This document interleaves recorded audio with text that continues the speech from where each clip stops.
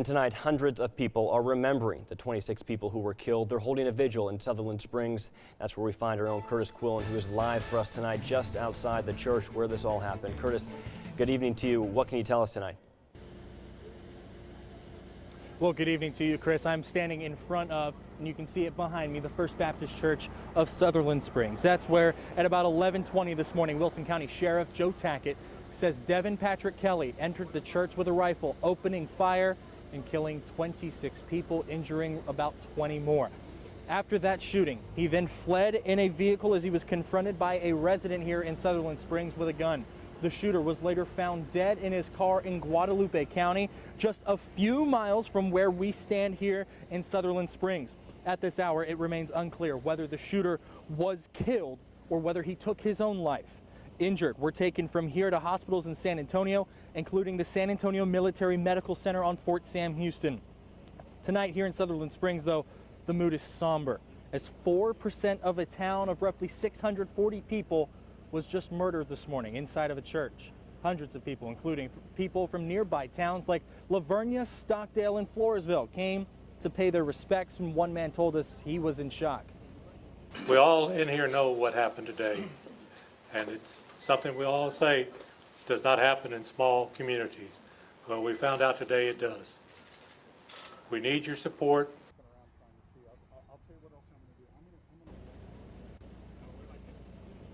This investigation is clearly ongoing and just underway.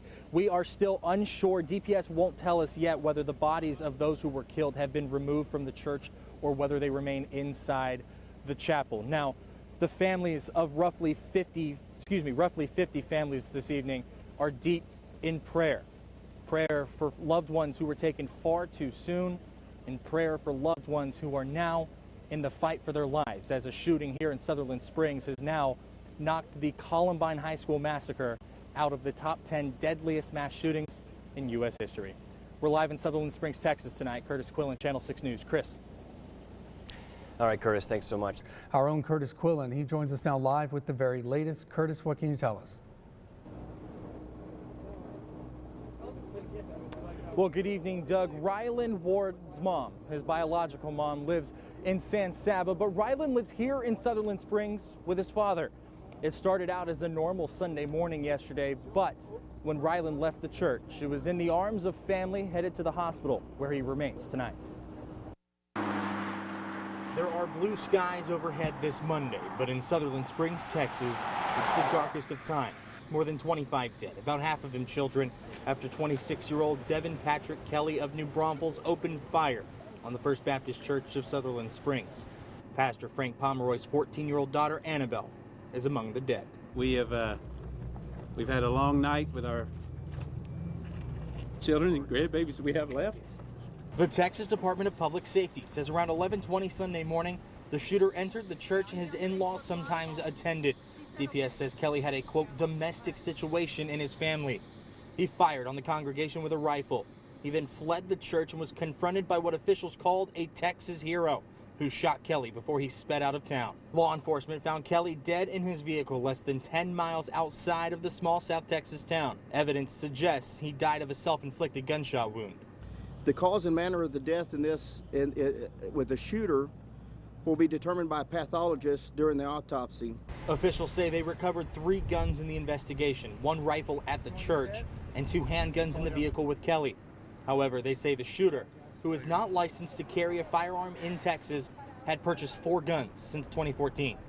That, after being discharged for bad conduct from the Air Force, but the details and restrictions with that discharge are unclear at this time. Until we can get all the documentation to determine exactly what his discharge was, exactly what his conviction in the military, we will not have a determination on if this individual was prohibited from possessing or purchasing firearms. Now, as the sun begins to set on this sleepy South Texas town, shock and grief remain overwhelming.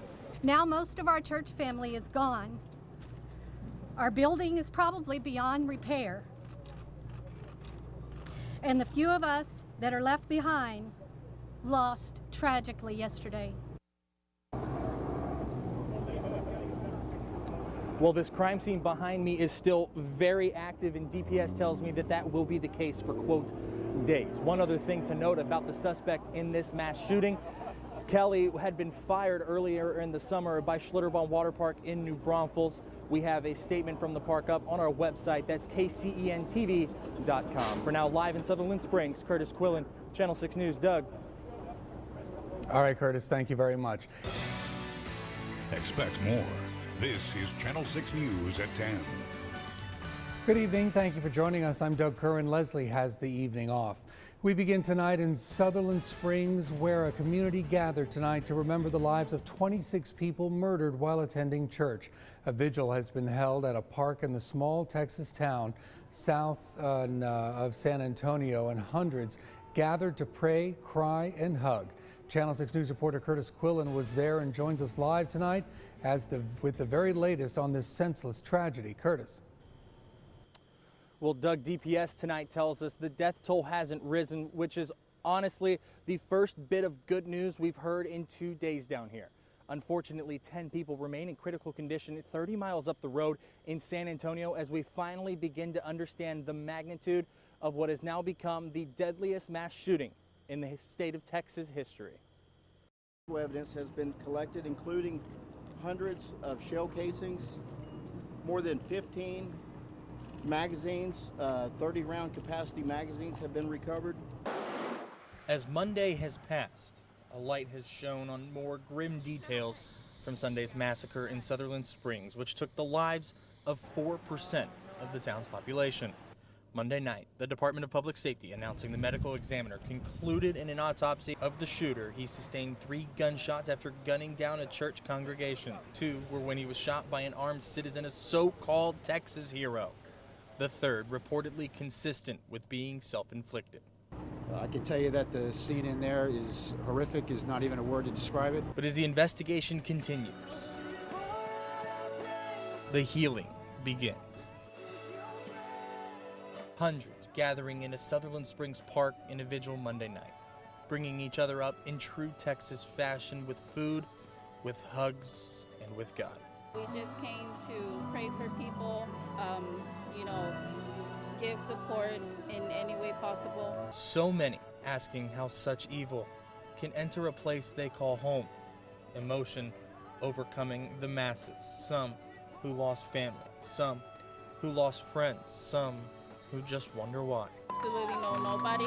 We just came to pray and, help in any way I can. At one point, a healing light shined down from the crowd as neighbor by neighbor, people came together, hand in hand, looking evil straight in the face, refusing to let it win.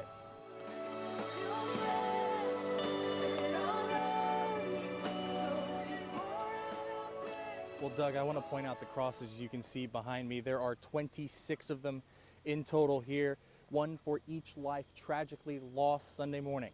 This is in the same field the vigil you saw in that story was held in earlier tonight. Now, as far as the investigation goes, DPS says they expect to be able to begin forensic analysis and forensic mapping tomorrow at the crime scene. Tonight, live in Sutherland Springs, Kurtis Quillin, Channel 6 News.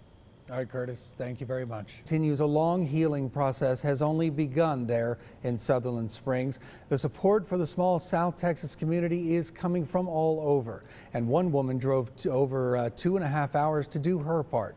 Our own Kurtis Quillin caught up with her across from the First Baptist Church and joins us now live from Sutherland Springs with more. Hi, Kurtis. Well, Doug, President Trump said in times of darkness, Americans do what they do best: stick together. Now, one Texas woman is trying to show she stands with Sutherland Springs, one stuffed animal at a time. We came up to offer our support. Donna Watkins is one of so many who have tried to shine a light on a dark time in Sutherland Springs. She's doing it with an animal very familiar to Central Texans: bears. Bears represent to me hugs, loves, and these little guys are very, very therapeutic. Her 7-year-old grandson Brandon wants to help too. I want to help out people that have been having families that have been lost because they've been shooting by these people. So she drove 2.5 hours from Corpus Christi to Sutherland Springs to help. Not just because she wanted to help, but because she's been there before. Donna's brother was murdered.